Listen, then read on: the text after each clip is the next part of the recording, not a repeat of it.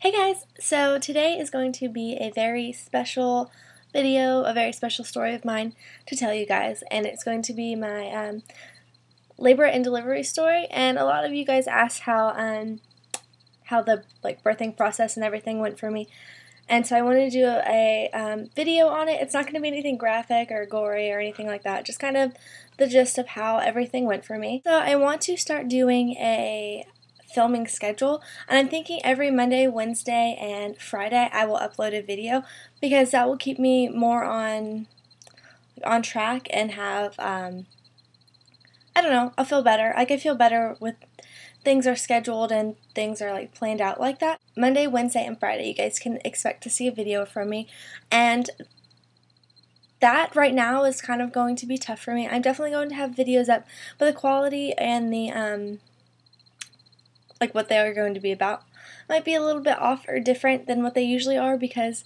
Asa is only he's 4 weeks old tomorrow, but he'll be a month old on the 27th, and so he's still a little baby, and I still have to take care of him, and I have a lot of stuff to do.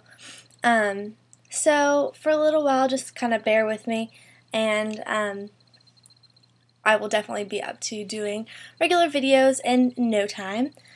So let's just go ahead and get into the story. The due date was supposed to be March 27th, and so March is rolling around, and you know, I was big, pregnant, miserable, kind of just wanting things to be over with, wanting to be able to wear regular clothes again, things like that. So I was really anxious, I guess. I was pretty nervous about the whole ordeal, when he was going to come, how bad it would hurt, things like that.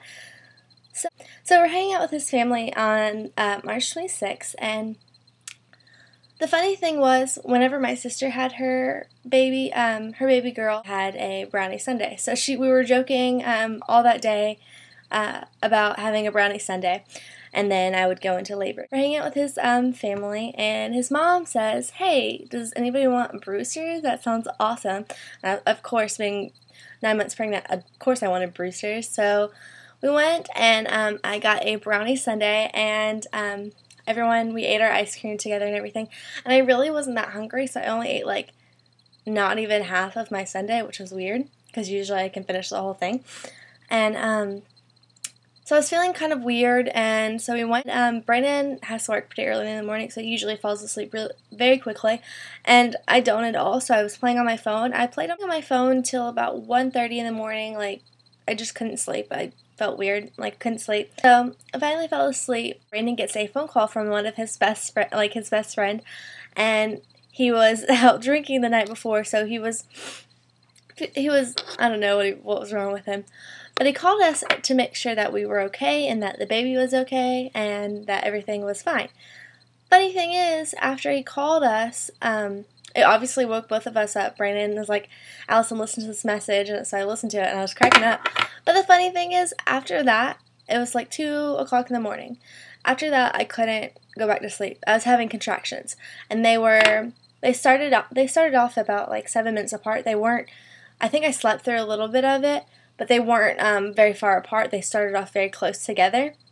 So I was like, now this is the 27th. This is his due date. So I was like, well, is this just because I think it's his due date, and I think this is when he's supposed to come, so my body is tricking me? But I knew that they weren't Braxton Hicks. They felt completely different, and they hurt. First they started off just being kind of uncomfortable, and then they started hurting. So I made it through about 2 hours. They were getting closer together. They're still probably about 6 or so minutes apart. And I called Brandon's mom at about 4 o'clock in the morning. Brandon's mom is in labor and delivery, so I called her and I said, "I think I'm having contractions." And she was like, "Well, how long are they apart?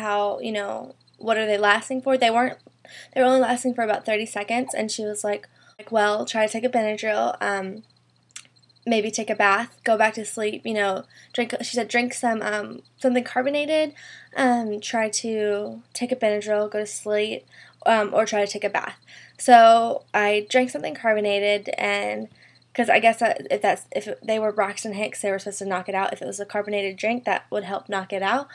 But I didn't have, I took 2 Benadryls and I couldn't go to sleep. Usually that will knock me on my butt, but I just could not sleep. So I was like, okay, well, I'll take a bath. So I took a bath and I read a book for a little while, which was really like the best thing ever. I stayed in the bathtub for probably about 3 hours. I couldn't really feel my contractions as much in the water, so I stayed in the water for as long as I could, and then they started getting pretty bad, so I called, it's about, 6 o'clock in the morning, so I called Brandon's mom again, and I was like, well, they're not going away, and they still hurt. She was like, okay, well, around 8 we'll call the clinic and see if we can go get you checked, just in case, like, you're not in labor, because she, being a labor and delivery nurse, she definitely thought I wasn't because it's my first baby, and she's like, well, this could last a long time, so we don't want to take you to the hospital right now, and you have to stay there for that long, which I was totally fine with because I don't like hospitals. So I stayed in the bathtub for a little bit longer, probably till about 7 o'clock. Then I called my sister, and I tried to talk to her, and so I talked to her because she lives in a place about an hour away from us, so I told her what's going on. And I was like, hey, this might be the thing, so, the thing, might be in labor, so you should, because she wanted to be here. So I was like, well, I don't know, we're going to go check at 8, around 8. So Brandon's asleep this whole time. So Brandon finally wakes up, and he's like, well, should I go to work today? And I was like, well, yeah, and then I'm just going to go to the clinic and see if this is the real thing. But he ended up not going to work. He didn't want to go. Just stayed with me, and we went to his mom's house, and she made us breakfast, so we ate there, and I sat in the rocking chair and rocked for a little while. So now this time it's probably like 8:30. The clinic is open, so she calls, asks if it's okay if I came a little bit early because I was in a lot of pain. So the receptionist was really sweet and was like, yeah, come on. And so me and Brandon got there probably about 9:45-ish. So we got there then, see the doctor, and I get my vitals checked and everything, and the nurse is like kind of looking at me. She's not sure that I'm in labor because I wasn't showing a lot of like emotion, like it was hurting really bad or anything. So she was definitely thinking that I wasn't in labor, and whenever I came in to the room, my doctor kind of gave me the face like, this probably isn't it.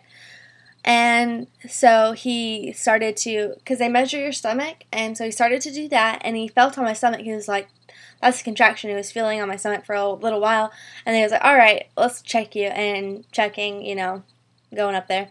And so he goes up there, and Brandon's like, we're hoping for a 10, because 10 is where you have to be able to push the baby out, and he was obviously just joking. And my doctor goes, how about halfway there? So at this point, I'm at 5 centimeters. A lot of women go to the hospital before they even get to 3 centimeters. So my doctor's like, all right, go to the hospital, go straight to the hospital, don't stop or go anywhere. So we go straight to the hospital, and I get checked in and everything. It was really great because Brandon's mom works there, so she was able to be there, and all the nurses were really sweet to me because they're just amazing. And so we get there, and it's probably about 11:30 by now, and I had already decided that I wanted an epidural before I went into it because I was just afraid and I didn't know, what was going to go on. So I get my my room and everything, and I'm in there, and they get my IV started. Get comfortable, get set up. They start the fluids for my epidural, and we're just hanging out. One of Brandon's good friends, Mike, that called the night before, that we joked that he started my labor because I couldn't go back to sleep. He came, he sat with us. The boys, whenever girls are like in pain or if that, someone's having a baby, boys are so funny. All the boys were just like, what do I do? Or is she okay? Like, they had no idea what to do. It was adorable. But so Brandon's, of course, being the dad, watching the monitor and being like, she just had a contraction. I'm like, yeah, that hurt really bad. So then it's time for my epidural. It had only been a little while, but right whenever I got there, they were like, okay, we're going to get your epidural as soon as possible. And so the doctor was in the next room, and she was getting her epidural, and then he came in and did mine. This is the worst part of the whole thing to me. I hated this. So I had to get on the table, and I was in this really strange position. They said that this doctor is the only one that really did this the way that I was set up there. He had me really high up, and he had me take my legs completely apart, put my belly in between my lap, like basically on the bed, and lean as far forward as I could. And so whenever he did it the first time, I have what is called a positive test dose. I don't really know all the medical stuff about it, but apparently he just got it too close to a vessel. It's not like anything crazy, but it felt crazy. Well, I mean, it would be crazy if he left it there, but he pulled it out really fast. The thing was, Brandon's mom told me before, just to, get me prepared, was if your ears start ringing or your lips start buzzing, that's kind of, you need to say something.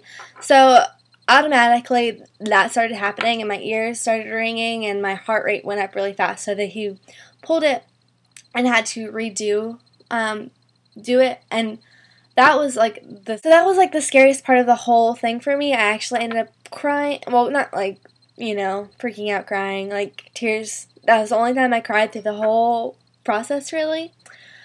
And, well, besides whenever he was born and I was crying out of happiness.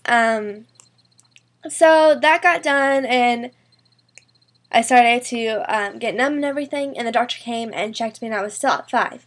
So I'd been there for, a little while, and I was still at 5. So they started me on Pitocin.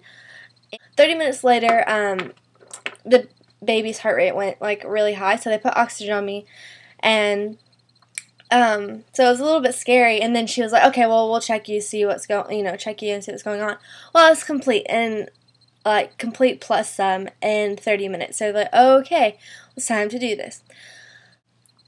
My sister had gotten there by that time, and it was supposed to be my sister and Brandon in the room. And since Brandon's mom works there, she kind of just put her scrubs on and was in the room with us. So it was me, Brandon, and my sister and his mom as my support people, and then the nurse that was actually helping me.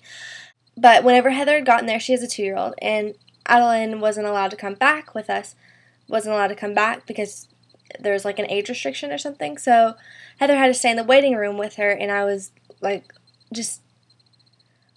was really upset about it. So they got my legs up and everything, and they were getting ready to push, and I just couldn't I just started crying. I couldn't even say anything. I just said Heather, and I wanted my sister. So I just look at Brandon and I say Heather, and he's like, well, okay, we're gonna get your sister. You don't have to push it. One of the amazing nurses went and sat with Adeline while Heather came back, and so Heather got to be there and see everything and be with me. So then it was time to push, and I actually only pushed through 3 contractions, so it wasn't anything crazy at all. I pushed, 3 times for 10 seconds, and then the nurse was like, she was like, well, okay, stop pushing. You gotta stop because the doctor's gonna come in. So basically, when the doctor came in, I pushed for 5 seconds, and then Asa came out, and it was amazing. And then I got to hold him, and at the hospital I was at, they do what's called skin to skin, kangaroo care, whatever. And so I got to hold him, just laying there for a long time, and I got to try to feed him then, and it was amazing. So that's basically and that was at 2:06. He was born at 2:06. So basically, I went into labor around 2 o'clock in the morning and then had him at 2:06, which is, obviously 12 hours. But whenever I say 12 hours, that sounds miserable, and it wasn't anything. I had fun. It wasn't, the only thing that was rough for me was the epidural. So whenever I talk to people and I tell them that I had fun during, labor, childbirth, they're like, what the heck? What's wrong with you? But I had a really good time, and it was seriously the best experience that I've ever had. And now I have my sweet little baby. So I will actually insert pictures of him, and kind of the whole day, so you guys can see that. Thank you so much for watching. I know it was really long, but a lot of you guys wanted to hear the story and everything, and that's what happened. So I will talk to you guys next time. Thank you so much for watching. I love you guys. Bye.